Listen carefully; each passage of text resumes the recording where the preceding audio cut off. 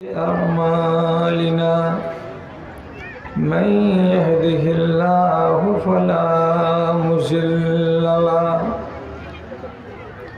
ومن يضلله فلا هادي له وأشهد أن لا إله إلا الله وحده لا شريك له وأشهد أن محمدًا عبده ورسوله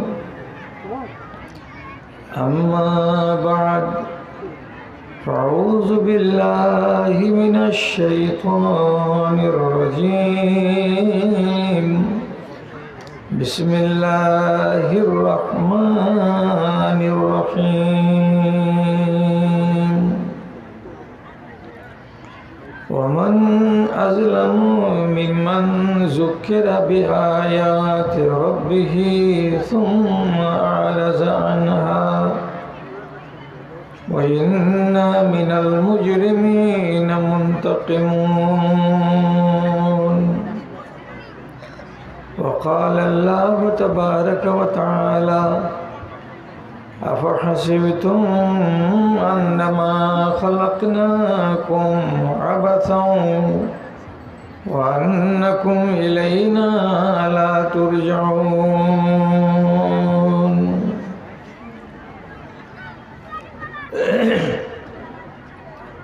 আরামের তরে ভালোবাসো যদি শীতল গাছের ছায়া আখিরাত লাগি করো কিছু কাজ ছাড়ো দুনিয়ার মায়া প্রভুর শরণে ক্ষয় করে দাও তোমার দেহ আর মন পথিকের বেশে হয়েছে তোমার এ ধরায় আগমন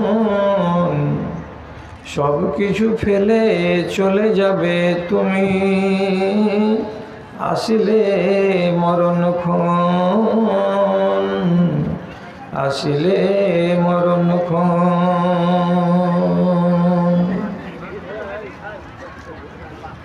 শূন্য হাতে এসেছিলে ভবে শূন্য হাত চলে যাবে ধনার জন গাড়ি আর বাড়ি সবই পড়িয়া রবে রে সবই পড়িয়া রবে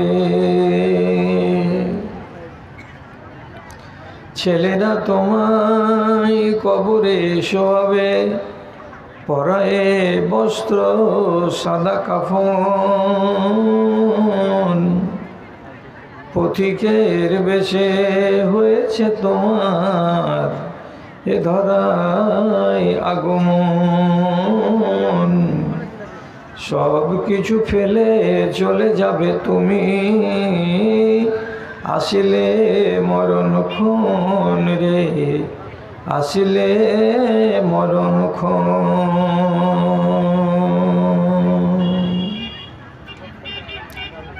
শ্রদ্ধেয় সভাপতি সাহেব সমবেত এই এলাকার বিভিন্ন প্রান্ত থেকে বিভিন্ন গ্রাম থেকে দিনের দরুদকে সাথে নিয়ে ইমানি জজবাকে বুকে নিয়ে উপস্থিত ধনী গরিব শিক্ষিত অশিক্ষিত ছোট এবং বড় সকল শ্রেণীর আমার ভাই ও বন্ধুগণ তথা মজলিসের এক পাশে আড়ালে স্ক্রিনের সামনে বসে থাকা আমার স্নেহের মাতা ও ভগ্নীগণ আমি আল্লাহ রাব্বুল আলামিনের শুকরিয়া আদায় করছি যে আপনার এই গ্রামটা আমার জীবনের জলসায় জীবনে যতগুলো প্রোগ্রাম করেছি নাম ধাম লেখা আছে তাতে এটা আজকে সংযোজন হলো। ইতিপূর্বে আপনার এখানে আমি আসিনি, আশেপাশে এসেছি। আপনারা একটা অজুহাত সামনে আনুন। আমি নতুন জায়গায় এসেছি বলে আল্লাহ তাআলার আমি শুকরিয়া করব, কৃতজ্ঞতা জ্ঞাপন করব, তার নামাক হালালি করব। আপনি এসেছেন, আপনার সামনে কি অজুহাত আছে আপনি আল্লাহ তাআলার শুকরিয়া আদায় করবেন? একটু চিন্তা করেন। একটা কথা আপনার মগজে তুলে দিতে চাই। আপনি যখন বাড়ি থেকে বেরিয়েছিলেন জালসা শুনবো বলে, তো রাস্তায় হেঁটে এসেছেন, পায়ে ধুলো বালি লেগেছে, হয়তো কাঁটা খোঁচও লেগে থাকতে পারে। রাসূলুল্লাহ বলছেন, মান ইগবাররাত কদমাহু ফি সাবিলিল্লাহ হারামাল্লাহু আলাইহিন নার। কোনো মানুষ যদি আল্লাহর পথে বেরোয় এবং সে কাজে বেরিয়ে নিজের পায়ে ধুলো লাগাই, বালি লাগাই, কাটা খোঁচ লাগাই, তবে আল্লাহ রাব্বুল আলামিন বলছেন ওই পা দুটোকে আমি জাহান্নামের আগুনে দেব না। তো আপনি আল্লাহর রাস্তাতে এসেছেন, ভালো কথা শোনার নেক উদ্দেশ্য নিয়ে এসেছেন, তাহলে আপনার এখানে আসাটা কত মঙ্গলময় একটু ভেবে দেখেছেন? আর একটা কথা বলছি, আপনি বলেছিলেন মুখে জালসা শুনতে যাব, জালসা শুনলেন, এই ব্যাপারে কি আছে হাদিসে এবং কোরআনে? আল্লাহ তাআলা সূরা জুমারের 17 নম্বর আয়াতে বলছেন, ওয়াল্লাযিনা ইয়াসতামিউনাল কাওলা ফায়াত্তাবিউনা আহসানাহু উলাইকা হাদাহুমুল্লাহ। কোনো মানুষ যদি কোনো এক জায়গায় গিয়ে বসে কিছু দিনও ঈমানের কথাকে শ্রবণ করে, 100টা কথার ভেতরে 50টা কথা তাকে পছন্দ লাগলো, সে তার নিজের আমলের রুটিনে কথাগুলোকে ঠাঁই দিয়ে দিল, তো আল্লাহ তাআলা বলছেন এই মানুষগুলোকে আমি হিদায়াত দান করেছি, এদেরকে আমি পছন্দ করেছি বলেই তারা আমার কথাগুলোকে বুকে বসিয়ে নিতে পারলো। তারপরে আল্লাহ তাআলা বলছেন উলাইকা হুম উলুল আলবাব, এ লোকগুলো বড্ড চালাক। কেন? আমার কথাগুলোকে যদি শ্রবণ করার পরে তাকে মান্যতা দেয়, তো তাহলে তাদের এই দামি শরীরখানাকে তারা আগুন থেকে বাঁচিয়ে নেয়। লোকগুলো নিজেদেরকে আগুন থেকে বাঁচিয়ে নিল, এরা বড্ড চালাক। তাহলে আপনি তো ওয়াজ শুনলেন, এটাও আপনার জন্য অত্যন্ত কল্যাণকর খবর। তারপরে যেটা একটা কথা বলবো সেটা হলো এই যে কোরআন মাজিদ যখন খুলবেন তো প্রথম পাতাতে পাবেন ডান দিকে সূরা ফাতিহা, আর বাম দিকে পাবেন সূরা বাকারার পহিলা নম্বর পাতা। তাতে ওখানে 3টা আয়াত আছে। সেখানে বলা হয়েছে মুত্তাকিন কারা, কাদেরকে বলা হয় দিনদার, পরহেজগার, আল্লাহওয়ালা। মুত্তাকিন কে? তো আল্লাহ তাআলা ওইখানেই বলছেন, ওই পাতাটাতে, যারা পড়তে জানেন কালকে পড়ে নেবেন, ওয়া মিম্মা রাযাকনাহুম ইউনফিকুন। আমি যা তাদেরকে রিজিক দিয়েছি, টাকা পয়সা দিয়েছি, ধন দৌলত দিয়েছি, তার মধ্য থেকে নিজের সাধ্য অনুযায়ী পকেটে হাত ভরে যারা আমার নামে মাদ্রাসায়, মসজিদে, ইয়াতিমখানায় দান করে দেয়, এই লোকগুলোর পরিচিতি আল্লাহ তাআলা বললেন এরা হলো মুত্তাকিন।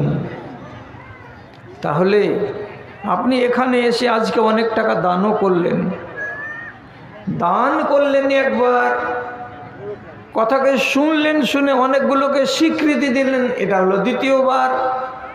আবার বাড়ি থেকে কষ্ট করে এসেছেন, আবার বাড়ি ফিরে যাবেন কষ্ট করে, এটা হলো আর একবার।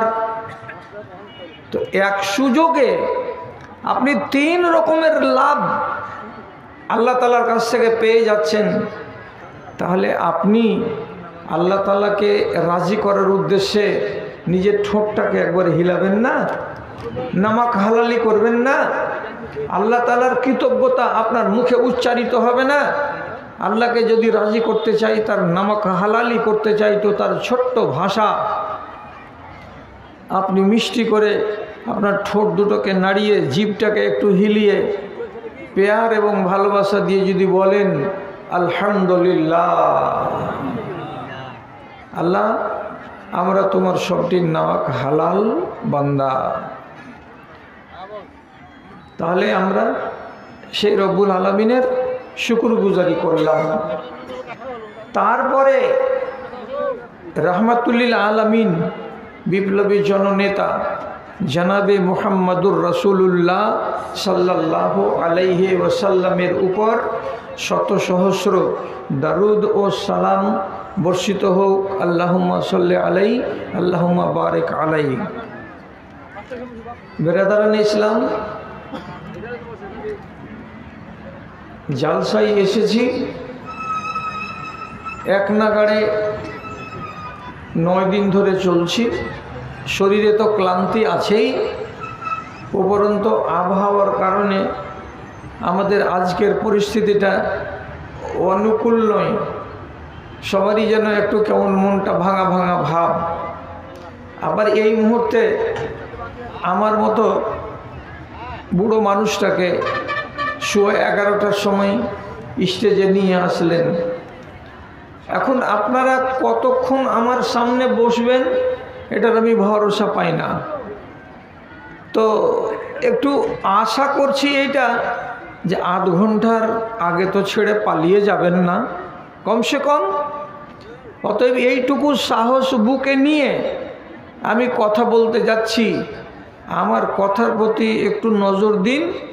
আমার গলার স্বর, আমার গলার সুর, আমার ভঙ্গিমা, আমার উপস্থাপন পদ্ধতি, এগুলোর দিকে দেখতে যায়েন না। আমি যে কথাগুলো বলছি সেগুলো কাজের না কাজের নয়, এইটার দিকে লক্ষ্য করেন। আমি আপনার সামনে একটা আয়াত পড়লাম, সেই আয়াতটার আমি তর্জমা করে দিচ্ছি, আর সেই আয়াতের অনুসারে আপনার সামনে কিছু বয়ান রাখছি। আল্লাহ রাব্বুল আলামিন বলছেন, এই লোকটার চাইতে বড় জালিম আর কে আছে আমার দুনিয়ায়? এই লোকটার চাইতে বড় সন্ত্রাসী আর কে আছে আমার এই দুনিয়ায়? যে লোকটার সামনে কোরআনের তিলাওয়াত দিয়ে তাকে বুঝানো হলো, বুঝানো হয়েছে, বুঝানো হচ্ছে, সে নিজে বুঝছে, তারপরেও আবার আমার বিধান থেকে মুখ ফিরিয়ে নিচ্ছে, নিয়ে নিজের মর্জি মতো জীবন কাটাচ্ছে। দেখে তাকে লাগছে একেবারে বেয়াড়া এবং বেয়াদব। তো তাহলে আমার বিধিবিধান, আমার জিকির শোনার পরে যারা মুখ ফিরিয়ে নেয়, মানে না, মানতে চাই না, এর মতো জালিম আর আমার দুনিয়াতে কেউ নেই। এরা হলো অপরাধী, এরা হলো আমার নজরে দোষী। দিয়ে আল্লাহ তাআলা বলছেন, ওয়া ইন্না মিনাল মুজরিমিনা মুনতাকিমুন, যারা দোষী হবে তাদের বদলা আমি আল্লাহ তাআলা চুকিয়ে নিব।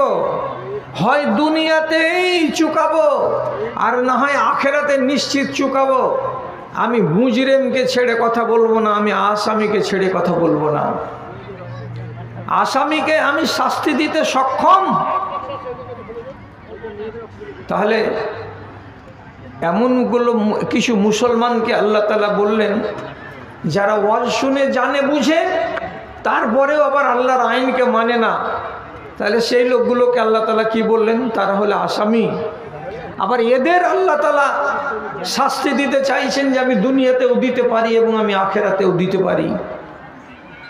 তাহলে এইবার একটু মূল্যায়ন করে দেখতে যাচ্ছি আপনাদের দিকে তাকিয়ে, যে আমরা এতটি যে ভাই বসে আছি মুসলমান, আর আড়ালে এতগুলো মহিলা বসে আছেন, এতগুলো ছেলে এবং মেয়ের মাঝখানে আমাদের কি এইরকম চরিত্র আছে যে আমরা আল্লাহ রাব্বুল আলামিনের কিছু বিধানকে জানি এবং জানার পরে তাকে আমরা বুড়ো আঙুল দেখাই, আমরা সেটাকে মানি না? যদি এই ছেলেপিলে ডিস্টার্ব করো না, যদি ইচ্ছা না হয় তো বাবা দূরে যাও, আমি কথা বলছি আমাকে বলতে দাও, আর নয় তুমি সুযোগ নিয়ে তুমি কথা বলো, একজন কথা বলো, দুজন কথা বলিও না। আমরা কি এইরকম কেউ আসামি যে জানার পরে আমরা এটা মানি না? আর যদি তাই হয় তাহলে আল্লাহ রাব্বুল আলামিন যে বলছেন শাস্তি দেব, তো শাস্তি দিয়ে ফেলেছেন নাকি? এর কোনো নজির আছে ইতিহাসে? এর কোনো মিসাল উদাহরণ আছে আল্লাহর কোরআনে এবং আম্বিয়ায়ে কেরামদের জীবনে?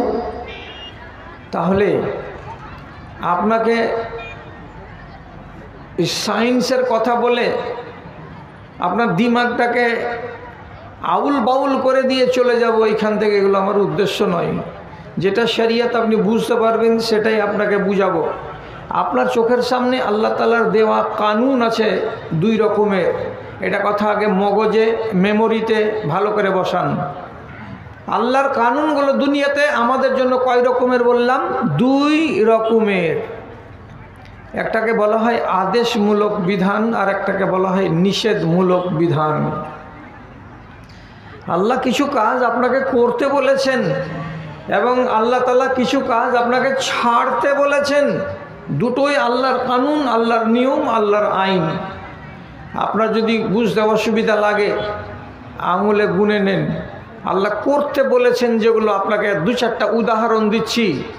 যেমন নামাজ পড়ো, রোজা রাখো, হজ করো, যাকাত দাও, সত্য কথা বলো, হালাল রুজি খাও, পিতামাতার সেবা করো, নারীরা পর্দার সঙ্গে থাকো। 8টা দিলাম উদাহরণ। এটা হলো আল্লাহর আদেশমূলক আইন, সবটি কোরআনে আছে।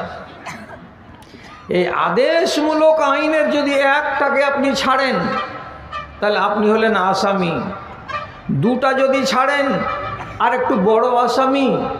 5টা যদি ছাড়েন তাহলে আরো বড় আসামি, কিন্তু আসামি।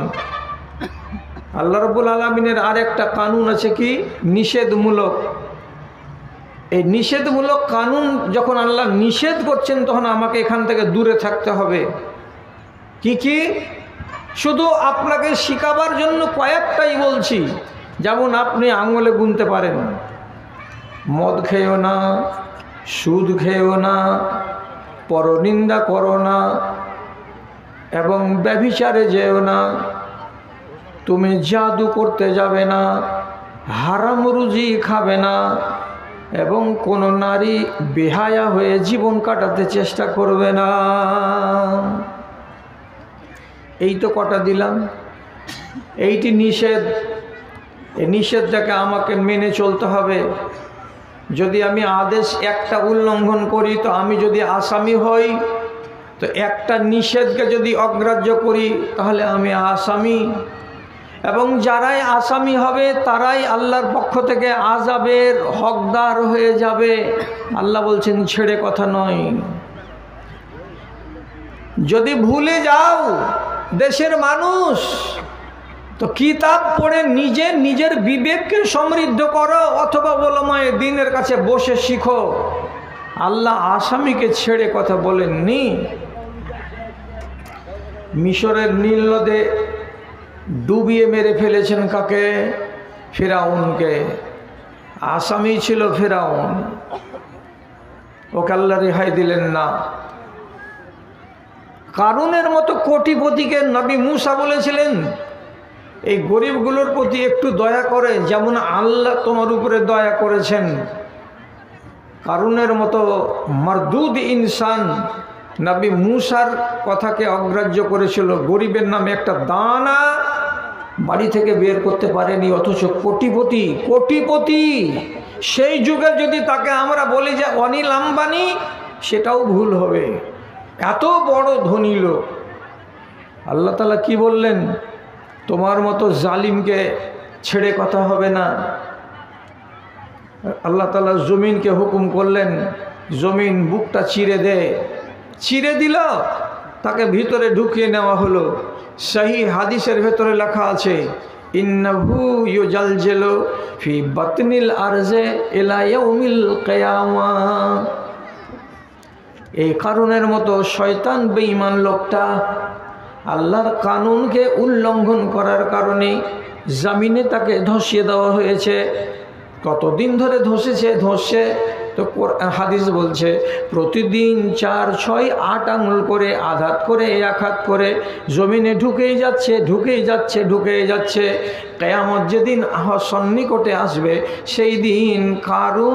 সেই দিন কারুনের পা এবং শরীরটা মাটি ফুঁড়ে বাইরে বেরিয়ে আসবে, তার আগে সে মাটির বাইরে আসবে না।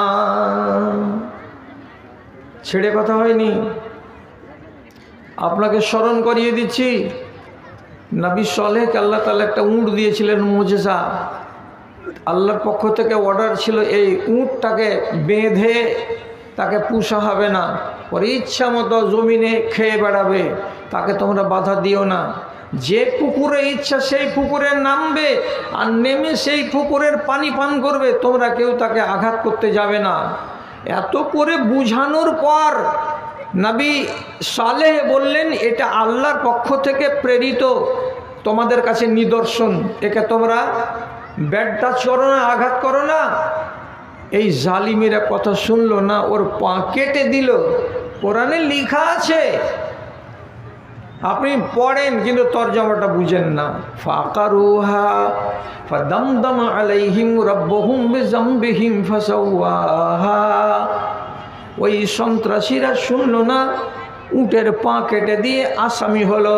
আর যখনই আসামি হলো, আল্লাহ তাআলা বলছেন আসামিকে ছেড়ে কথা বলি না। সঙ্গে সঙ্গে রব্বুল আলামিন তাদের উপরে আযাব নাজিল করলেন। কেমন আযাব? তা আরবি শব্দটা শুনতে গেলেই ভিতর কেঁপে উঠে। আল্লাহর কোরআন বলছে ফাদামদাম আলাইহিম, এমন করে ভীষণ আযাব দিলেন যে গোটা সম্প্রদায়কে রব্বুল আলামিন নিশ্চিহ্ন করে দিলেন। আসামি হবে না। আর একটা বলে দিয়ে নিজের এই দিকের বিষয়টাতে চলে আসি।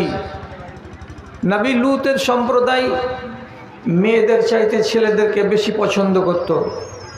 আস্তাগফিরুল্লাহ, ওরা নারীদেরকে ব্যবহার করত ঠিক, কিন্তু নারীদের তুলনায় তারা পুরুষদের কাছে গমন করা বেশি পছন্দ করত। আল্লাহর নবী বারবার বললেন এই নোংরা কাজ করো না, নাহলে আল্লাহর ক্রোধ বেড়ে যাবে, আর আল্লাহর ক্রোধ বেড়ে গেলে তোমার বরবাদি নিশ্চিত আছে। হাজারবার বলার পরেও তারা কথাটা মানল না।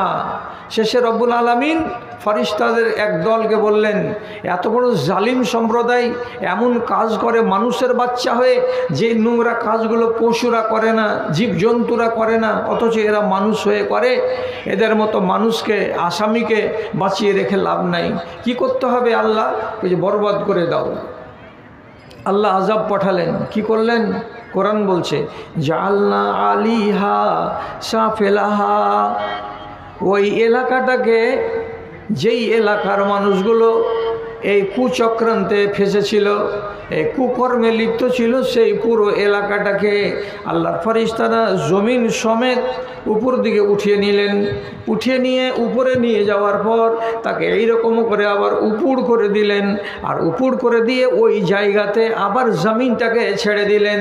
আর যখনই ছেড়ে দেওয়া, সেই এলাকার, সেই গ্রামের গরু, বাছুর, ছাগল, ভেড়া, আসবাবপত্র, মানুষজন, ছেলে আর মেয়ে, নর আর নারী, সবাই মাটির তলে চলে গেল। আর জায়গাটা জিন্দেগির মতো খাল হয়ে গেল। ছেড়ে কথা নাই। ওই জায়গাতে এখন পানি আছে, ওটাকে বলা হয় মৃত সাগর, ডেড সি। এটা আছে জর্ডনের এলাকায়, জর্ডন একটি দেশের নাম। ডেড সির পানি আছে ওখানে, মোবিলের মতো পুরা কালো। কোনো পশু পাখি ওখানকার পানি পান করে না। কোনো কৃষক সেই নদীর পানি দিয়ে সেচের কাজ নেয় না। কোনো মানুষ তাদের থালা বাসন ধোয় না কেন? যে পানিটা পানি হয়ে নাই, মোবিলের মতো কালো হয়ে আছে, আলকাতরার মতো কালো হয়ে আছে, পচা পচা গন্ধ আছে। এটা এখন পর্যন্ত কেন এমন হয়ে আছে? আল্লাহ রাব্বুল আলামিন সারা দুনিয়ার মানুষকে দেখাবেন যে দেখো এখানকার মানুষেরা লম্পটি করেছিল এবং আমার সঙ্গে এরা কি করেছিল? বেয়াদবি করেছিল, আমার কানুনকে বুড়ো আঙুল দেখিয়েছিল বলে তারা আসামি হয়েছিল।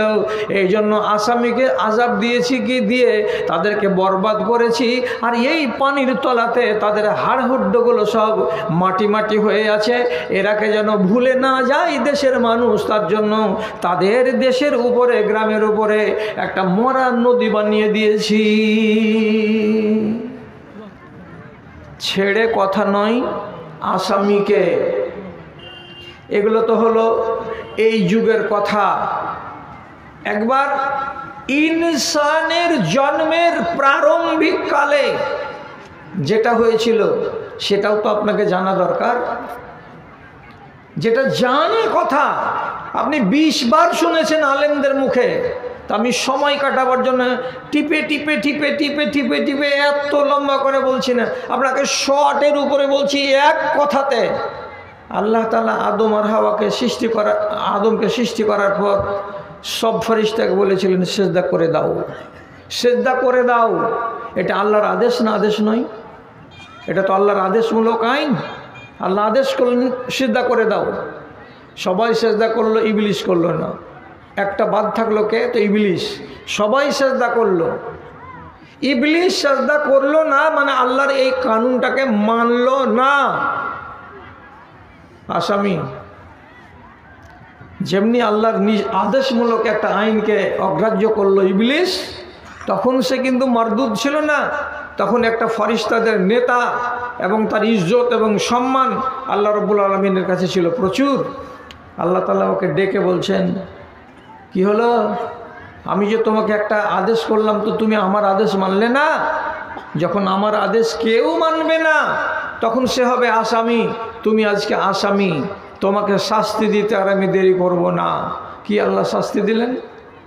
সাথে সাথে বলে দিলেন, ফখরজ ইন্নাকা রাজিম, এখান থেকে বেরিয়ে যাও।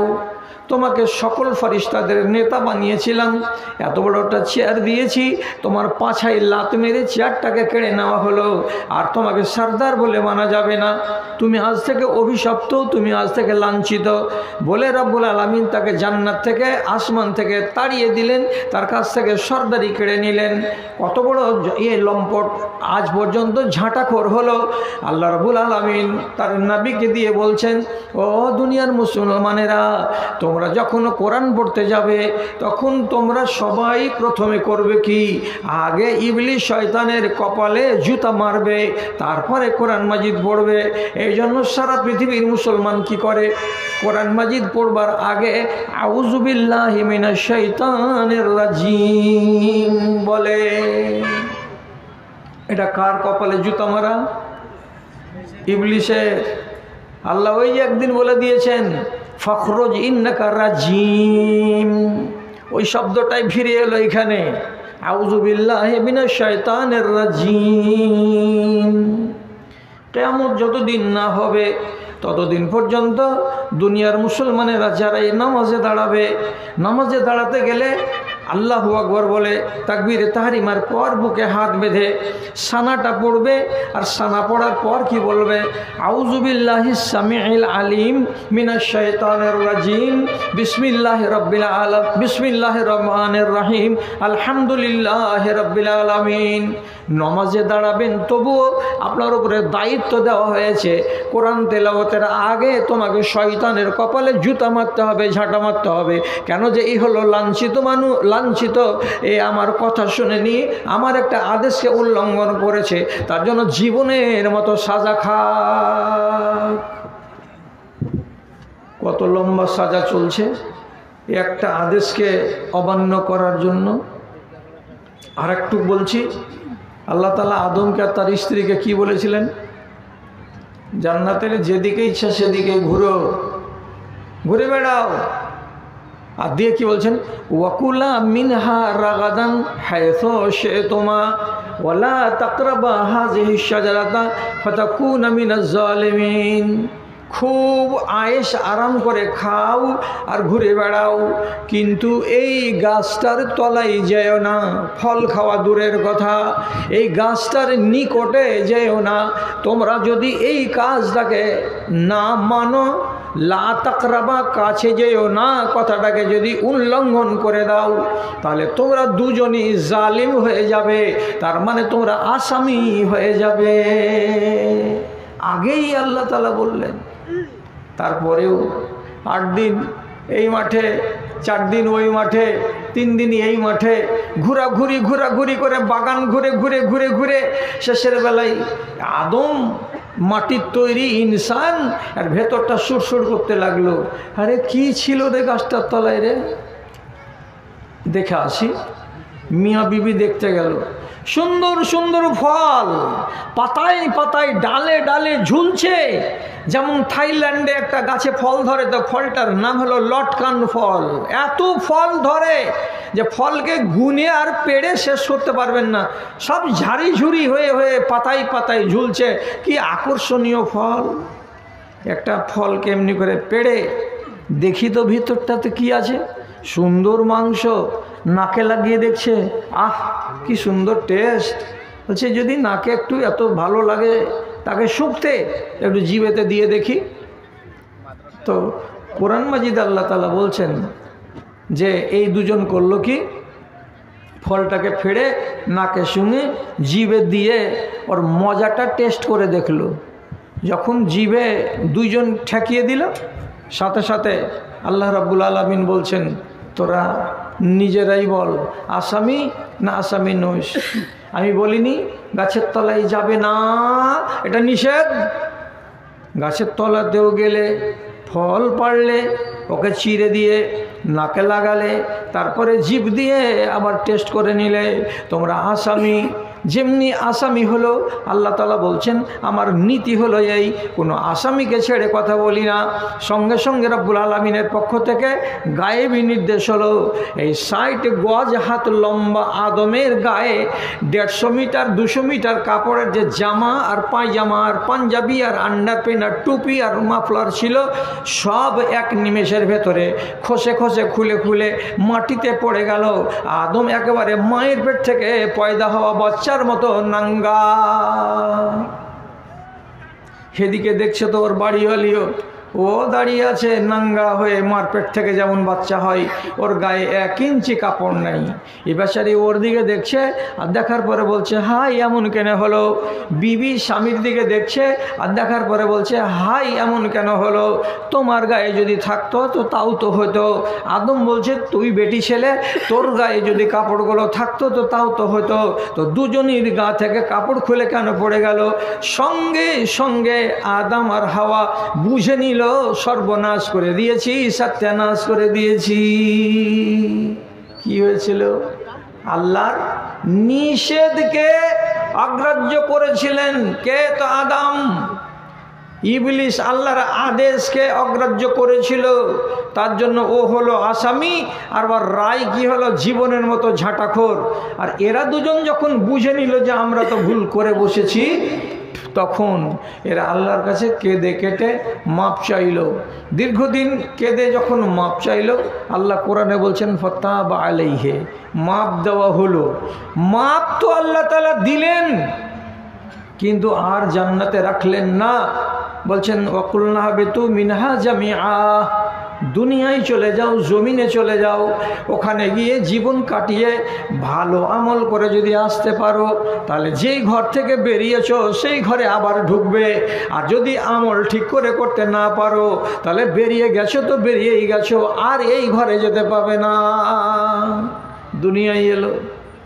আচ্ছা, আপনাকে আমি আর কোন শরীয়তের শব্দটা দিয়ে শিখাবো যে আল্লাহর আদেশকে উল্লঙ্ঘন করলে আসামি হয়, আল্লাহর নিষেধকে উল্লঙ্ঘন করতে গেলে মানুষ আসামি হয়?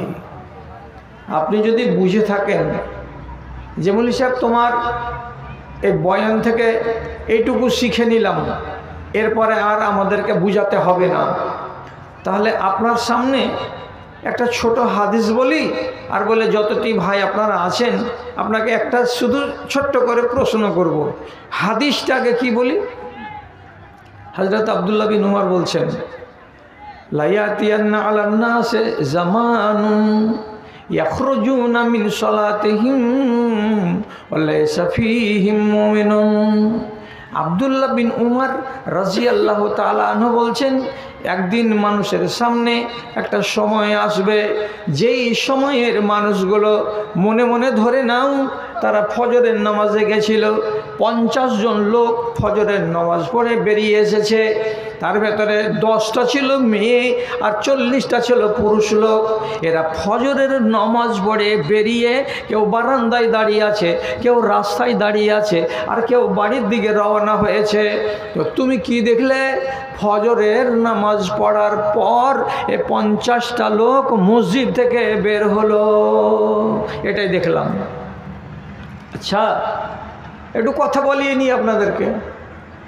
যেই 50টা লোক মাঘ মাসের শীতের দিনে ফজরের নামাজ পড়ে এবার বাইরের দিকে বেরিয়ে আসছে, একটু কথা বলেন বা লোকটি নেক লোক না মন্দ লোক? ভালো লোক না খারাপ লোক? ভালো লোক, নাহলে ওরা এত জাড়ে ঠাড়ে ওযু করে মসজিদ গেল কেন? আপনার মগজ দিয়ে আপনি ফাইসালা করে দিলেন লোকটি বড্ড ভালো মানুষ, জি অন্য লোক বাড়িতে শুয়ে আছে আর এরা কষ্ট করে ওযু করে নামাজ পড়ে এখন বাড়ির দিকে রওনা হয়েছে। কিন্তু আমি বলছি না, এটা হযরত উমরের বেটা, একটা নাম করা জলিলুল কদর সাহাবী, তিনি বলছেন কথাটা। কি বলছেন? সামনে তো তোমরা দেখতে পেলে এরা নামাজ পড়ে বেরিয়ে আসলো, কিন্তু বাবারে আমি তোমাদেরকে বলছি এরা একটাও ভালো মানুষ নয়। লাইসা ফীহিম মুমিনুন। এই 50টা লোকের ভেতরে তুমি যদি লাইট দিয়ে তাদের বুককে দেখতে পারো, তাদের অন্তরকে পড়তে পারো, তো এই 50টা মানুষের ভেতরে একটাও মুমিন নাই, একটাও মুমিন নয়। আরে এত বড় কথা! তাহলে এরা কি মুমিন? এরা নয় তো এরা কি? বলছে এরা সবটি মুসলমান। আবার আপনি বলবেন, হাগো এই লোকটা কেমন হাদিস পড়ছে আর কেমন তর্জমা করছে? লোকটি একটাও মুমিন নয়, তাহলে কি সবটি লোক এরা মুসলমান? তো তাহলে কি ক্ষতিটা কি হলো? মুসলমান কি না? ক্ষতি কি হলো? ক্ষতিটা এবার আঙুলে আপনাকে গুণাবতন লম্বা টাইম ছোট করে বলছি। মুসলমান হয়ে যদি কবরে যান তো কবর থেকে উঠে হাসরে যাবেন, ফয়সালা হবে কি একেবারে 99% প্রাধান্য পাবে কি? যারা মুসলমান হয়ে মারা যাবে তারা প্রথম চান্সে আল্লাহর জান্নাত পাবে না।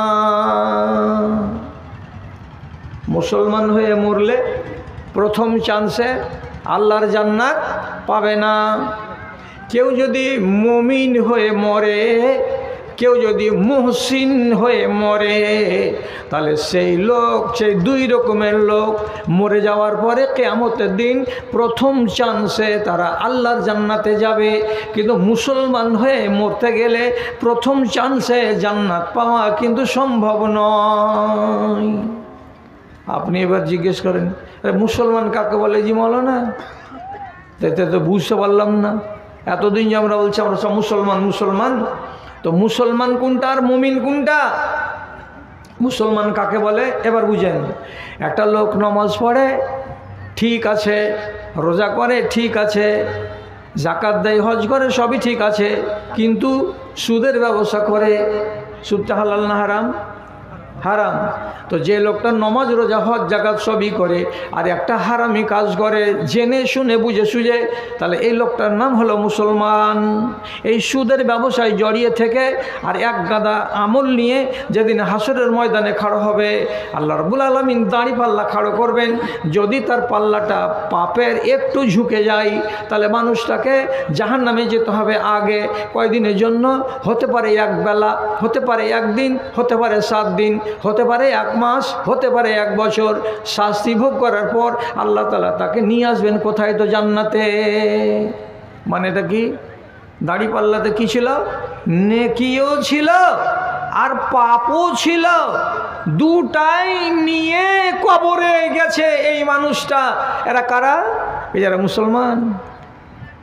যে মদ খাই ও কি কাফের? জি না, মদখোর লোক কাফের নয়, ওর জানাজা পড়তে হবে না। এটা কি নিয়ম আছে? না, ওর জানাজা পড়তে হবে, কিন্তু ভালো ধরনের মুসলমানেরা পড়বে না। যারা 3rd ক্লাস মুসলমান ওরা ওর জানাজা পড়িয়ে দেবে। তাহলে কি বোঝা গেল? যে মানুষ নেকির সাথে সাথে পাপ করে বেঁচে থাকে আর কবরে যায়, এই লোকগুলো হলো মুসলমান। আর মুমিন কারা? নমাজ আছে কম, বেশি বেশি নমাজ নাই। দান আছে কম, বেশি বেশি দান করেনি। রোজা আছে কম, শুধু ফরজটি করেছে, নফল রোজা করতে পারেনি। এইরকম একটা মানুষ আছে কোনো রকম করে আল্লাহ তাআলার হুকুম কয়টাকে মেনে চলেছে, হুকুম কয়টাকে মেনে চলেছে, কিন্তু জীবনে পাপে পা দেয়নি। সুদ খায় না, মদ খায় না, মাগিবাজি করে না, পরনিন্দা করে না, গীবাত করে না, রাহাজানি করে না, ছিনতাইয়ের কাজ করে না, সুদ খায় না, আর অন্যান্য পাপের কাজে যায় না। আমলটা করেছে নেকির কিন্তু বড্ড কম, কিন্তু পাপের কাজগুলো শূন্য, একটাও করেনি। এই লোকটা হলো মুমিন। এই লোকটা মরার পরে আল্লাহর জান্নাতে যাবে ডাইরেক্ট। আর একটা লোক কি কইছে? পাপ তো করেনি কিন্তু নেকি করেছে প্রচুর। প্রচুর কাকে বলে মৌলানা একটু বলেন তো? বলছে নমাজ কয় রাকাত দিনে রাতে? কয় রাকাত? দিনে রাতে নামাজ হলো 30 রাকাত কমপক্ষে। 17 রাকাত ফরজ, 12 রাকাত সুন্নাতে মুআক্কাদা, আর 1 রাকাত হলো বিতর। কত হলো? টোটাল 30 রাকাত নামাজ। তো এই মানুষটা 30 রাকাত নামাজ পড়ে, আর পড়ার পরে আরও বেশি করে পড়ে। কেমন?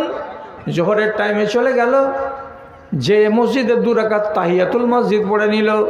জোহরের নামাজের সুন্নাত শেষে 2 রাকাত পড়ার পরে ঘড়ির দিকে দেখে বলছে এখনও অনেক টাইম আছে, আর 2 রাকাত নামাজ পড়ে নিল। আসরের টাইমে মসজিদ গেল, যাওয়ার পরে জামাত কায়েম হওয়ার আগে 2 রাকাত নামাজ পড়ে নিল। মাগরিবে মসজিদে গেল, আজান পড়লো, আজান পড়ার পরে 2 রাকাত সুন্নাত নামাজ পড়ে নিল। আর তারপরে ফরজের পরে 2 রাকাত সুন্নাতে মুআক্কাদা পড়ে আবার সে 2 রাকাত নামাজ পড়ে নিল। এগুলো নামাজকে বলা হয় নফল নামাজ। লোকটা আর কি করলো? তো সকালবেলায় যখন নাস্তার টাইম হয় ওই টাইমে 4 রাকাত নামাজ পড়লো। এটাকে বলা হয় বাঁশ নামাজ, এটাকে বলা হয় চাষ নামাজ, এটাকে বলা হয় জোহার নামাজ। তো যারা এইরকম 4 রাকাত নামাজ পড়লো, এটা নফল নামাজ আদায় করলো। কিছু মানুষ এমন আছে যারা রাত্রি 4টার সময় জেগে যায়, উজু টুজু করার পরে 8 রাকাত নামাজ পড়ে। এটার নাম হলো তাহাজ্জুদের নামাজ। আর তারপরে আবার 3 রাকাত ভেতর পড়ে, 8 আর 3 11 রাকাত এই নফল নামাজটিকে পড়ে দেয়। তাহলে যারা বাঁশ নামাজ পড়ে, যারা চাষ নামাজ পড়ে, যারা কি করে তাহাজ্জুদের নামাজ পড়ে, আর যারা 5 ওয়াক্তের নামাজের আগে আর পিছে 2 রাকাত 4 রাকাত করে নফল নামাজ আদায় করে দেয়, এমন মানুষগুলোকে বলা হয় কি? তো এরা হলো মুহসিন। এরা হাই কোয়ালিটির মুমিন। এরা যদি মরে যায় তাহলে 1 চান্সে আল্লাহর জান্নাতে যাবে। এদের মর্তবা উঁচা। আর যারা কোন রকম দায়ী সারা করে ঈমান বাঁচিয়ে রেখেছে, পাপে যায়নি, এরা প্রথম চান্সে জান্নাতে যাবে, কিন্তু এদের কোয়ালিটি হবে লো। আর যারা পাপও করেছে, নেকিও করেছে, পাপও করেছে, অন্যায়ও করেছে, নেকির কাজও করেছে, করে কবরে গেছে, তারা প্রথম চান্সে জান্নাতে যাবে না। তাহলে এখন আমি যদি বলি যে প্রথমে আয়াত পড়েছিলাম কি, যে এদের মতো জালিম কে আছে যারা আল্লাহর বিধিবিধান সম্পর্কে কিছু বয়ান শুনলো, আর শোনার পরে জানলো, আর জানার পরে মানলো না। তাহলে এর চাইতে বড় জালিম কে আছে? এটা তো আসামি। আর আল্লাহ কি বললেন? আসামিকে সাজা দেওয়ার জন্য আমার হাত বড্ড লম্বা, আমি কাউকে রেহাই দিই না। জি, তাহলে বেশি লোক তো নাই। ইশারের টাইমে যতটি লোক ছিলেন অতটি লোক নেই। যেই লোকটি আছেন সেই লোকটি খুব বুককে এমনি করে বাজিয়ে বলতে পারবেন যে আমার ইমান সলিড। কটা লোকের এরকম সাহস আছে? বুককে একদম বাজিয়ে বলতে হবে আমার ইমান সলিড। হিম্মত আছে? পারবেন না। এ কেন? 50টা লোকেরই একটাও মুমিন নয়। কি এরা তো মুসলমান কেন? যারা চোখওয়ালা আলেম আছে দেশে, ওর কাছে যাবেন, আর যাওয়ার পরে বলবেন মালদা থেকে যে বদরুদ্দোজা এলো, এসে এগুলো কথা বলে গেল, এগুলো ঠিক না, আমাদের বেকুব বানিয়ে চলে গেল। গা আমি ঠিক কথা বলছি, ওখানেই লেখা আছে যে 50টা লোকেরই একটাও মুমিন নয়। মানে ওই যে গুনছি, ওই যে গুনতে গুনতে 6টা লোক পাওয়া গেল, এরা মুমিন নয়। ওই যে কেন? এই 6টা লোক ফজরের নামাজ পড়ার পরে যেমনি মসজিদের বাইরে যাবে, বাম পকেটে হাত ভরে বলবান ছাপখাইনি বের করবে, আর একটু চুন মিশিয়ে দিয়ে এমনি করে ডলতে ডলতে আবার মুখের ভেতরে ভরে দিয়ে আরামে চুষতে চুষতে বাড়ি চলে যাবে। এই লোকটা মুমিন নয়, এই লোকটা মুসলমান। কেন? যে হারাম জিনিসকে মুখে দিতে তার দ্বিধা হলো না। 50টার ভেতরে কটা পেলাম? 5টা। আউট। আরো গুটিকে বাঁচতে বাঁচতে দেখছি এখানে 6টা পাওয়া গেল। এই তোমাদের দোষ কি আছে? তো দোষ পাওয়া গেল কি? হজ করতে যাচ্ছে, কাফনের কাপড় সাথে করে নিয়ে গেছে, ভাইয়ের সাথে বোনের সাথে সবারই সাথে মাপ সাপ করে টরে নিয়ে হজে যায় মানুষেরা। 30 বছর থেকে যে ভাইয়ের সঙ্গে চলে না, তার সঙ্গে মিল মিলাপ করে হজে যায়। তো হজে যাওয়ার আগের দিন এই বাবাজি কি করলো? জমি ছিল 12 বিঘা, 2টা বেটার নামে 5 বিঘা 5 বিঘা করে 10 বিঘা রেখে দিল, আর একটা বুড়িটা তার স্ত্রীর নামে 1 বিঘা রেখে দিয়ে দিল। আর 1 বিঘা জমি ফাঁকা নদীর কিনারায় আছে, ফসল টসল হয় না, ওটাকে ফাঁকাই রেখে দিয়ে গেল। এবার বেটিটা বলছে, বাজান তুমি যে তোমার বেটার আগে জমি লিখে দিলা, তো আমি যে তোমার মেয়ে, তুমি আমাকে জমি কেন দিলে না? তখন বাপ বলছে, বেটিরে তোরা পরের ঘরে চলে গেছিস, ওখানেই তোরা সুখ করে খা, এই জমিগুলোর ভাগ নিয়ে তোর ভাইয়ের আগে ফকির বানাস না। বেটিকে জমি দিবে না, চলে গেল হজে। একটু চালা করেন, কথা বলেন, পাক্কা ইমানদার না? এর মতো চোট্টা মুসলমান, এর হজ তো হবেই না। উপরন্তু এইরকম হজ করে আসা লোক গায়ে পাওয়া গেল 4টা, বলছে আউট, তোদেরকে মুমিন বলা যাবে না। এই তোদের কি দোষ আছে রে? খুঁজে খুঁজে দেখি, এই 10টাকে টানো তো এইদিকে। বয়স কত? 22 বছর, 23 বছর, 24 বছর, কতদিন আগে বিয়ে হয়েছে? কেউ বলছে আমার 2016 সালে, কেউ বলছে 18-তে, কেউ বলছে 20-এ। কত টাকা নিয়ে বিয়ে করেছিলাম? বলছে তখন সস্তা ছিল মৌলী সাহেব, আমাকে 80,000 টাকা দিয়েছিল আমার শ্বশুরেরা। তুমি কত নিয়েছ?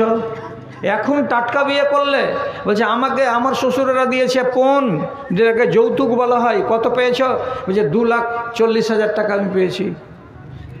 তো বিয়ের আগে শ্বশুরের কাছ থেকে তার ঘাড়ে তেঁতুল গুলে তাকে কাবু করে তুমি 2,30,000 টাকা নিয়ে তার বেটিকে কবুল করে বাড়ি এসেছো। ওর বেটির মোহরানা ফরজ ছিল, কত টাকা দিয়েছো?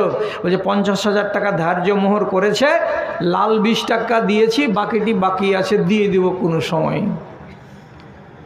এই হলো পাক্কা শয়তান। তোকে মুমিন বলা যাবে না। তুই কি? তুই মুসলমান থাক। তাহলে যতটি লোক দেখা গেল, এক একজন এক এক দোষে দোষী, আর দোষে দোষী হওয়ার কারণে মুমিন হতে পারল না, মুমিনের সীমানা থেকে আউট। এবার আমি যদি একটু কড়া করি, তো যে 30-40টা লোক আপনারা আছেন, এত এক ধাক্কাতে আপনারা এখান থেকে উঠে পালিয়ে যাবেন। ভাইজান, আর ইমান বলে কাকে?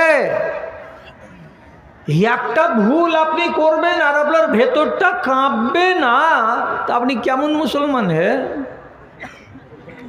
বহাল তবিয়তে অন্যায় করে চলে যাচ্ছেন, বছরের পর বছর মদ খাওয়া, বছরের পর বছর সুদের ব্যবসা করা, বছরের পর বছর হারাম ব্যবসা চালিয়ে যাওয়া, বছরের পর বছর ধরে গলদ ধান্দা করা। আপনি কোনো টাকা হালাল, কোনো টাকা হারাম, এগুলো বাঁচতে শিখলেন না। কোনো টাকা জায়েজ, কোনোটা না জায়েজ, বাঁচতে শিখলেন না। মন মতো করে জীবন কাটিয়ে চলে যাচ্ছেন। শুধু নামটা কি তো নুরুল ইসলাম, এতে কল্যাণ পাওয়া যাবে? ইমান কাকে বলে? একটা উদাহরণ দিই আপনাকে। ইব্রাহিম বিন আদহাম রাহিমাহুল্লাহ সাফা মারওয়া দৌড়ে পানি পান করতে হয় হজে গেলে, এটা কথা জানেন তো? সাফা মারওয়া দৌড়াবার শেষে জমজমের পানি পান করতে হয়। তো সাফা মারওয়া দৌড়ে শেষ করে জমজমের ইন্দারের কাছে খাড়ো আছে। তাহলে একটা লোক বলছে, তুমি 10 মিনিট থেকে এখানে খাড়া হয়ে আছো, আওয়ালা তাশরাবু জমজমা, তুমি জমজমের পানি পান করবে না?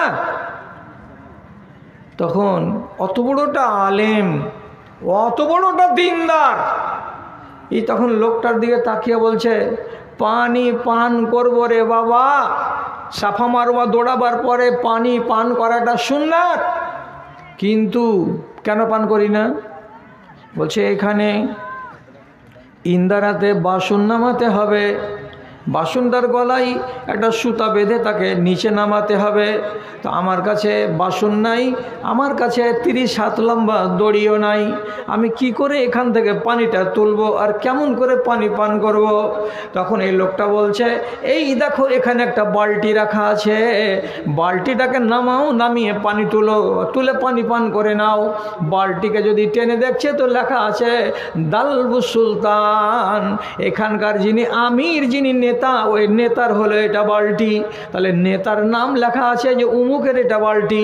তো পানি আমি খাবো না, ওই ইন্দারাতে এই বালতিটা আমি নামাবো না। কেন নামাবো না? যদি আমি আমিরকে পাই তো তাহলে জিজ্ঞাসা করে বলবো, ভাই আপনার বালতিটা ইন্দারাতে নামাবো না নামাবো না? তো আমির লোকটা তো নাই, কার কাছে অনুমতি নিব? আর বিনা অনুমতিতে একটা লোকের বালতিকে আমি ইন্দারায় নামাবো আর নামিয়ে পানি পান করে চলে যাব, এটা আমার জন্য জায়েজ নয়। বুঝতে পারছেন কত বড় আর ইমানের পারা? আল্লাহ হেফাজত করিও। আর আপনার আর আমার ইমান কেমন? একবার এলো তৃণমূলের লোক এসে বলছে, চাচা ভোটটা দিও, তোমার বাড়িতে 5টা ভোট আছে। দিব রে বাজি। তো চাল টেল আছে বাড়িতে? ওই যে গরিব মানুষ, ওইগুলা কোনটা আছে কোনটা নেই, অভাবের সংসার। আর হাতখান চেপে 1000 টাকার নোট দিয়ে দিল, পঞ্চায়েতের ইলেকশন, তোকে ভোট দেবো বাপ, তোকে ভোট দেব। কেন যে তুই 1000 টাকা দিয়ে গেলি। 2 দিন পরে আর একটা লোক এসেছে, ও হলো বিজেপির লোক, মুসলমানও তো বিজেপি হয়ে গেছে। তো বিজেপি এক বাদ দেন, সিপিএমকে ধরেন, নেই কংগ্রেসকেই ধরেন। কংগ্রেসের লোক এসে বলছে, চাচা ভোটটা দিতে হবে কিন্তু। তো বলছে, তোমার চিহ্নটা কি? হাত চিহ্ন। কংগ্রেস তোমরা? যে হ্যাঁ। তো বলছে হ্যাঁ, তো ভাববো কয়টা ভোট তোমার? যে 5টা ভোট। মেম্বার কহে টহে দিয়ে যাওয়ার টাইমে কানে কানে বলছে, চাচা কিছু দরকার টরকার আছে নাকি? তখন চাচা এমনি করে দাড়িটাকে লাড়ছাড় করেছে, চাল নাই রে বাজি, চাল শেষ হয়ে গেছে। তো 1 বস্তা চালের বর্তমান বাজারের দাম কত? 1100 টাকা। তা আপনি কোন মুখে আগে 25 কেজি চাল দিবেন? 5টা লোকের পরিবার। তখন করলো কি, 500টা টাকা দিয়ে 1000টা টাকা দিচ্ছে। ফের যে টাকাটা লাও, সংসারের দরকারটা পূরণ করিও। চট করে তখন বলছে, তুই ফের ঘুরে ফিরে 1000 টাকাই দিলি? কেমন ঘুরে ফিরে 1000 টাকা দিলি? মানে ঘুরে ফিরে 1000 টাকা দিলি তুই, মানেটা কি? কইছে তৃণমূলের লোক 1000 টাকাই দিয়েছে, তুইও দিলি 1000 টাকা। ভোট তাহলে কি করব? ভাগ করে দিতে হবে। কংগ্রেসের প্রার্থী চমকে যায়, কইছে ওরে সালার বেটা, সালা তোর মুখে দাড়ি কিসের লেগে আছে রে? 1500 টাকা দিল, দিয়ে চলে গেল। ভোটটা দিও চাচা। ভোট কাকে কাকে দিবেন আপনি? টাকা তো খেয়েছেন দুজনের কাছে, ভোট দিবেন একজনকেই, আরেকজনের টাকাটা কি হলো? বলছেগুলো ইলেকশনের টাকা, সব হালাল। মুসলমানের মেশিন চলছে, ধান ঝাড়া মেশিন, তো তারটাকে লাগিয়ে রেখেছে পিলারে, আর দিয়ে ধান ঝাড়া মেশিন ঘির ঘির ঘির ঘির ঘির ঘির করে সারাদিন চড়ছে। আর সর্দারের বাড়ি ওইটা, সর্দার দেখছে যে হারে মেশিন কি দিয়া চলছে, তো পিলার থেকে হুকিং করে তার টাঙিয়ে মেশিন চালাইছে, সারাদিন চলে গেল। আচ্ছা চাচা, মিটার উঠছে কি এটার? কোচ এটা তো সরকারের মাল, এগুলা খাওয়া ঠিক আছে, কেউ ধরবে না, তো বাড়ির লাইনটা কেন রেখেছে? চাচা মিটারটা খুলে দাও না, তোমার বাপ হলো না কাঠ বাপ হলো, তোমাকে হিসাবটা শিখিয়ে দিবে। পাক্কা নমাজি, নমাজের বেলা ওযু করে আর বাইরে হুকিং করে লাইন চালাই, বলছে আমি মুসলমান। এটার নাম ঈমান? একে ঈমানদার বলে? আল্লাহু আকবার। একটা লোক নিজের বিবিকে তালাক দিবে, তালাক দেওয়ার জন্য চেষ্টা চালাচ্ছে। এমন সময় আর একটা বন্ধু তার কাছে যে বলছে, ভাই এজাবুল হক সাহেব, একটু বলিয়েন তো আপনার বিবির কি দোষ পেয়েছেন যে আপনার বিবিকে তালাক দিবেন, কেনে ছাড়বেন বউটাকে? তো লোকটা বলছে, আরে পাগলা, কোনো দুনিয়াতে আহামুক এমন কেউ আছে যে নিজের বিবির দোষ গাঁওয়ালাকে বলবে? শুনেছিলি কোনো দিন? তুই যে ছেড়ে দিবে, আবে যতক্ষণ ছাড়িনি ততক্ষণ আমার বিবি, তা আমার নিজের বিবির দোষ আমি তোর মতন থার্ড পার্সনকে কেন জানাতে যাব? কেন তালাক দিব তার কারণ হরগিজ তোমাকে বলবো না। চলে গেল মুখ ফ্যাঁকা করে। 3 দিন পরে রায় হয়ে গেছে, বিবিকে তালাক দেওয়া হয়ে গেছে। এবার 4র্থ দিনের দিন বাজারে চা খেতে খেতে ওই বন্ধুকে যা বলছে, কি খবর বন্ধু, তালাক নাকি বলে হয়েই গেছে? বলছে হ্যাঁ, 5 দিন হয়ে গেল তালাক দেওয়া। তখন বলছে যে তোমার স্ত্রীকে যে তুমি তালাক দিয়ে দিয়েছো, এখন তো তোমার আর স্ত্রী নয়, তো এখন বলো কি জন্য তুমি তোমার ওই স্ত্রীটাকে তালাক দিয়েছিলা? এখন তো অসুবিধা নেই। তখন এই লোকটা বলছে, এখন ওই মেয়ে লোকটা আমার স্ত্রী নয়, ওটা হলো আজনবী মেয়ে ছেলে, একটা পরের বেটি। তো ওই পরের বেটিটার দোষ আমি কিসের জন্য গাইতে যাব? কে হলো ওইটা আমার? আমি আমার নিজের স্ত্রীর ছিল তখন তার দোষ গাইতে পারিনি, যে নিজের স্ত্রীর দোষ গাইতে হয় না। আর ছাড়ান করে দেওয়ার পরে ওটা তো আলগা মেয়ে ছেলে, ওর আমি দোষ কেন গাইতে যাব? এই রোগ ছিল, এই দোষ ছিল, ওটা বলতে গেলে গুজব হয়ে যাবে, আর আল্লাহ তাআলা তোকে ছেড়ে কথা বলবে না। লোকটা বলছে, তোর হে মতন ইমানের চেরানা যদি পাইতাম হে, তাও তো কাজ হতো। আল্লাহ, এগুলো হলো আসল ঈমান। যদি ঈমান আর দেখতে চান তো 10-12টা ছেলে এখানে আছো জুয়ান জাহান, তোমরা পাকিস্তানের একটা ক্রিকেটার রিজওয়ানের নাম কি শুনেছ? শুনেছে? রিজওয়ান যখন ইডেন গার্ডেনে হাই ক্লাসের খেলা, ফার্স্ট ক্লাস খেলা খেলে দিল, তখন গ্যালারির পাশে খেলার শেষে ওখান দিয়ে হেঁটে যাচ্ছে, তো শত শত পশ্চিমবাংলার বেটি ছেলে ওর দিকে তাকাইছে আর বলছে, sir sir sir Rizwan sir একটা সই দিবেন স্যার। তো কাগজ বাড়িয়ে দিচ্ছে, কাগজ বাড়িয়ে দিয়ে সইটা রাখবে বাড়িতে, যে এটা কার সই? তো রিজওয়ানের সই। কার কাছে আছে? তো আমার কাছে আছে। এগুলো হলো বড় লোকেরকে ফুটানি। তো বাড়িয়ে দিচ্ছে, তো একটা বেটি ছেলে বলছে, এমনি করে কাগজ বাড়িয়ে দিয়ে সই করতে বলছে, স্যার একটা handshake, sir sir sir sir একটা হ্যান্ডশেক করবেন স্যার, একটু হাতখানে হাতটা মিলাবেন। তার মানে ওর কলেজে ঠান্ডা হয়ে যাবে, বাড়ি যা বলবে কি আমি রিজওয়ানের সাথে কী করে এসেছি, হ্যান্ডশেক করে এসেছি। তো রিজওয়ান বলছে, সরি আমি দুঃখিত, আমি একটা বেটা ছেলে কোনো একটা বেটি ছেলের হাতে এরকম করে হাত লাগাতে পারবো না। 2 নম্বর কথা, আমি হলাম পাকিস্তানের, আমার নাম হলো রিজওয়ান, আমি হলাম মুসলমান, আমি কোরআনের নীতিকে মানি, কোরআনের নীতি অনুসারে আজনবী বেটি ছেলের সঙ্গে এরকম করে হাত লাগানো যাবে না। আমি যদি এরকম করে হাত লাগাই আর তারপরের দিন যখন পাকিস্তানের রাওয়ালপিন্ডিতে আমি নামবো, তখন আমার দেশের লোকেরা বলবে, এই মালাউন তুই একটা অমুসলমান মেয়ে ছেলের সঙ্গে কিংবা ভারতের মেয়ের সঙ্গে হাত কেন মিলাতে গেলি? তোর ঈমান কি নাই? আমি আমার ঈমান বিক্রি করব না। কাকে বলে ঈমান? শিক্ষা হলো। যদি বলেন যে হ্যাঁ অনেকটি শিক্ষা হয়ে গেছে, তাহলে একটা কথা খালি বলে দিই, ভুল যদি হয় কাল বা পরশু বা কোনো একটা দিন, তো সেই ভুলটার সংশোধন কল্পে যদি জানা থাকে তো নিজে করবেন, আর জানা যদি না থাকে তো মৌলানার কাছে এসে বলবেন এই ভুল হয়েছে, এটাকে আমি সংশোধন কি করে করব। যদি ওই ভুলটাকে ভুল করে রেখেই দেন তাহলে আপনার ইমানকে কুরে কুরে কুরে কুরে খেয়ে আপনার ইমানটার 0.5% নষ্ট করে দেবে, দুর্বল ইমান নিয়ে মরবেন, কামিয়াব হতে পারবেন না। কথা শেষ করে দিলাম, ঘন্টা মোটামুটি পার হয়ে গেল। হ্যাঁ, তো কি কি কি কথাটা বললাম যে পাপকে জিয়ে রাখবেন না, পারলে কাউরি কাছে গিয়ে আর না পারলে একা একাই সংশোধন করার চেষ্টা করবেন, এটা হলো ঈমান। তো যাজ্ঞা অনেক কথা বলা হলো, আর অনেক কথা বলা বাকি থাকলো। আপনি আমাকে এনেছেন ঢের রাত্রিতে, আর দিনের অবস্থাটা শোচনীয়, আপনারা থাকলেন না, তো আমি তাড়াতাড়ি রেহাই পেলাম। আমার ঘড়ি বলছে তোমার 1 ঘন্টা 5 মিনিট কথা বলা হয়ে গেছে, আর আমাকে সুলি ফাঁসি হবে না। তো বলছি কি, মৌলানা ভাই আমার হাতে একটা কাগজ দিলেন, লেখা আছে আশরাফ শেখ, রসুলপুর, 20,000 টাকা। আল্লাহু আকবার। আশরাফুল হক সাহেব রসুলপুর থেকে 20,000 টাকা হিফজের মাদ্রাসাকে দান করেছেন। আলহামদুলিল্লাহ। আল্লাহুম্মা সাল্লি আলাই, আল্লাহুম্মা বারিক আলাই, আল্লাহুম্মা আইয়িদহু বিল ইলমি ওয়াল হিলমি ওয়া যায়্যিনহু বিল ঈমানি ওয়াত তাকওয়া ওয়া লা তুওয়ারিজু বিল ফিতানি ইয়া রাব্বাল আলামিন। আমিন আমিন বিরহমাতিকা ইয়া আরহামার রাহিমিন। আরেকজন ভাই, আচ্ছা, বাইনুদ্দিন কড় জোড়া না বড় জোড়া গো, কড় জোড়া 500 টাকা। তাকবীর শেখ কি হজবি ডাঙ্গা 500 টাকা। আলহামদুলিল্লাহ, মাশাআল্লাহ, জাযাকাল্লাহ। আল্লাহুম্মা সাল্লি আলাই, আল্লাহুম্মা বারিক আলাই, আল্লাহুম্মা আইয়িদহুম বিল ইলমি ওয়াল হিলমি ওয়া যায়্যিনহুম বিল ঈমানি ওয়াত তাকওয়া।